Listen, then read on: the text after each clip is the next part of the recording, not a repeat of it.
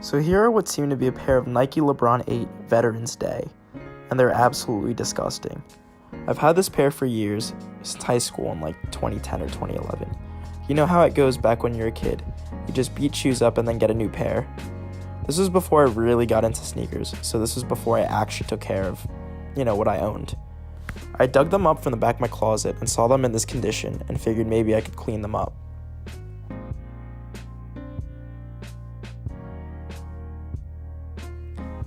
For this cleaning, I'll be using some Jason Markk sneaker cleaner, as I have in my past few videos. There are a bunch of different sneaker cleaners on the market, such as Crep Protect and Rejuvenator, but this is what I have on hand.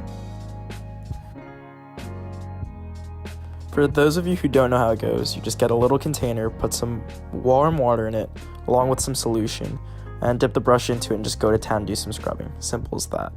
I don't really need to be careful with these ones as they are pretty beat up, and the materials are mainly leather and fly wire. As I'm scrubbing though, I am noticing a bunch of paint chipping around the toe cap, which you guys will see later on in the video. For shoes this age, it's pretty normal, and from what I put these through, I'm not really surprised. I don't plan on repainting or fully restoring these, so it's okay with me. Plan on making just casual beaters.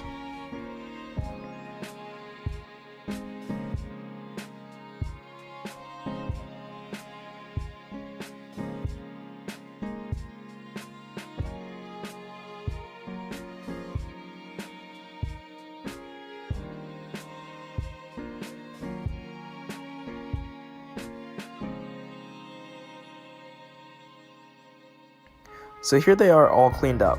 They'll never be as white as factory, but they still look really good for what they were. A lot of life are left in these guys.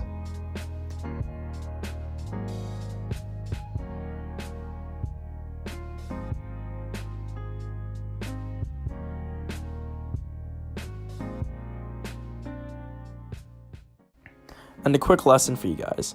If you remember the sneaker game back then around 2010 or 2011, LeBron 8s were the shoe to have. This red, white, and blue colorway pays homage to Veterans Day, the day they dropped in 2010. These are the V1s. They also had the V2, which was essentially the same silhouette, with the biggest difference being materials and them taking on more of a synthetic material type. They also dropped the PS version, or the V3, which was also a facelift to the silhouette with a few differences in materials, mainly his shoes when he was in the postseason. Many of the LeBron 8s have maintained their value and are extremely desired. This pair, however, just a GR, nothing really special about them.